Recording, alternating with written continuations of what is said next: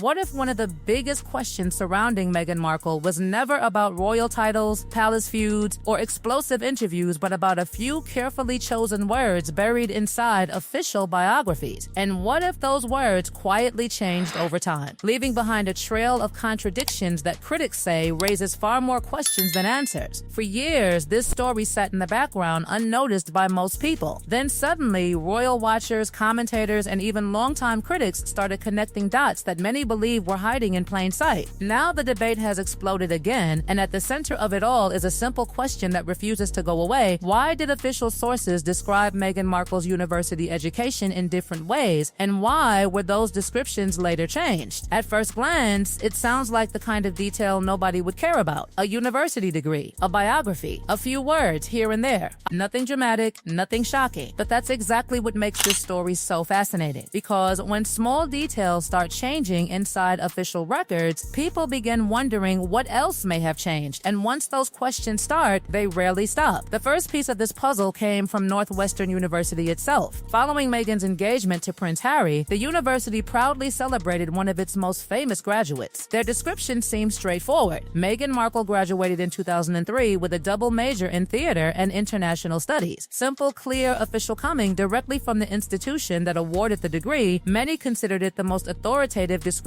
possible. Then something curious happened. When Meghan officially entered royal life, a different description appeared elsewhere, this time on the British monarchy's official website. Suddenly, the wording wasn't exactly the same. Instead of international studies, references began appearing that described her background as international relations. Instead of a double major, some descriptions referred to a dual degree. To many people, those differences sounded insignificant. To critics, they sounded like alarm bells, because academic terminology is not always interchangeable. And when two official institutions describe the same educational background differently, people naturally start asking questions. Was it simply careless wording? Was it an innocent misunderstanding? Or was there something deeper hiding beneath the surface? The more people looked, the stranger the timeline became. Critics began digging through archive pages, interviews, and public statements. Every old biography suddenly became evidence. Every forgotten article became a clue. And the deeper they searched, the more inconsistencies they claimed to find. What especially fueled the controversy was Northwestern University's academic structure itself. Observers pointed out that Northwestern does not offer a traditional standalone undergraduate major called international relations. Instead, the university has long been associated with international studies. That distinction immediately became the centerpiece of countless debates across social media and commentary channels. If the university officially described her degree as international studies, critics wondered, why did international relations keep appearing elsewhere? Where did that wording originate? Who approved it? And, perhaps most importantly, why did nobody publicly correct it for years? Questions piled up faster than answers. Then came another twist. As online investigators revisited archived versions of Meghan's royal biography, many noticed that some of the educational details that had sparked controversy appeared to be modified, shortened, or removed during later website updates. Suddenly, the focus shifted. The story was no longer only about the original wording. It became about what happened after people started questioning it. And that's when speculation truly exploded. Critics argued that if nothing was wrong, why change anything at all? Supporters pushed back, saying websites are updated constantly and biographies evolve all the time. But the absence of a detailed public explanation only fueled further curiosity. Silence became part of the story. Every missing detail seemed suspicious. Every update created new theories. Every unanswered question generated 10 more. Soon the discussion moved beyond international studies versus international relations. Attention turned toward another phrase that appeared repeatedly throughout different biographies: double major versus dual degree. To the average reader, those terms may sound almost identical. But according to many commentators examining Northwestern's academic policies, they are not necessarily the same thing. A double major generally involves completing two areas of study within a single degree framework, while dual degree programs often carry different academic requirements altogether. That distinction may sound technical, but in the world of royal controversies, technical details can become political weapons overnight. Suddenly, critics were dissecting academic terminology with the same intensity usually reserved for palace scandals. Every phrase became evidence. Every archived webpage became a battlefield. And the longer official institutions remained silent, the louder the speculation became. Meanwhile, another layer of intrigue emerged from older interviews Meghan had given years before joining the royal family. Commentators pointed to occasions where she herself appeared to use used the phrase international relations while describing her educational background. That discovery complicated everything. If the wording existed years before royal biographies appeared, then perhaps the source of the discrepancy wasn't the palace at all. Maybe the terminology originated much earlier. Maybe it spread naturally through media interviews and public profiles. Or maybe nobody ever stopped to verify the exact academic language being used. But that explanation didn't satisfy everyone, because by now the controversy had grown far beyond a university degree. It had transformed into something much bigger, a debate about credibility, public records, and institutional accountability. And once that transformation happened, there was no turning back. As the controversy grew louder, the focus slowly shifted away from what the wording actually said and towards something many critics considered even more intriguing: what happened after people started questioning it. Suddenly, observers noticed that educational references, which had once been prominently displayed, seemed less visible after website updates. For critics, that wasn't a coincidence. They argued that the timing looked suspicious. For supporters, however, the explanation was much simpler. Websites change, profiles get rewritten, information is reorganized. Not every update requires a public announcement. Yet because no detailed clarification appeared, both sides continued battling over competing interpretations. What made the situation even more explosive was the growing belief among some commentators that the terminology may have been repeated so many times that nobody stopped to question it. Once a phrase appears on an official website, it often spreads rapidly. Journalists repeat it, databases copy it, articles reference it. Before long, a description can become accepted simply because it has appeared everywhere. Critics argued that this was exactly what may have happened here. The wording spread so widely that it eventually became part of Meghan's public narrative, whether it accurately reflected Northwestern's official terminology or not. Then another twist arrived. As online discussions intensified, some corners of the internet pushed the story much further, claiming that Meghan may not have graduated at all. That allegation quickly gained attention because sensational claims often travel faster than careful analysis. But this is where the debate became messy. While critics continued questioning the wording of biographies, public statements from Northwestern University consistently identified Meghan as a graduate from the class of 2003. That distinction became extremely important. There was a growing difference between questioning terminology and questioning graduation itself. Yet on social media, those two conversations often became tangled together. Some people focused on discrepancies between international studies and international relations. Others focused on double major versus dual degree. Still, others started questioning entirely separate claims involving websites and online records. The result was a storm of competing narratives, each feeding off the other, creating an environment where confusion sometimes became stronger than facts themselves. What kept the controversy alive wasn't necessarily proof of wrongdoing. It was the absence of definitive answers. Every unanswered question created another opening for speculation.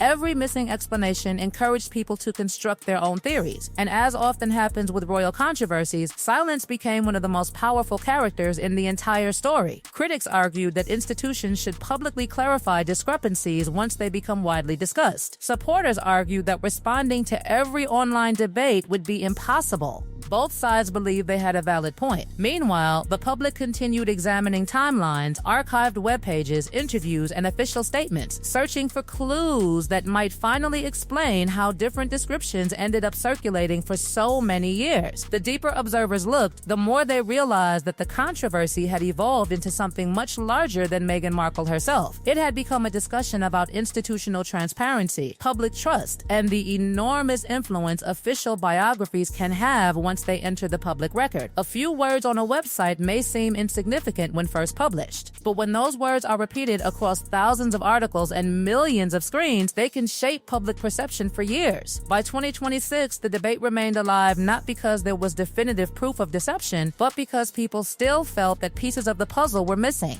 Different descriptions undeniably appeared at different times. Changes undeniably occurred. Yet the reasoning behind those changes remained largely unknown. And whenever uncertainty exists, curiosity follows close behind. In many ways, that's the real reason this story refuses to disappear. It isn't simply about a degree description. It isn't simply about academic terminology. It's about how information moves through powerful institutions, how public records evolve, and how questions can linger long after the original details have faded from from memory. Critics continue demanding explanations. Supporters continue dismissing the controversy as overblown. And somewhere between those competing viewpoints sits a trail of archived pages, official statements, interviews, and revisions that people are still trying to piece together.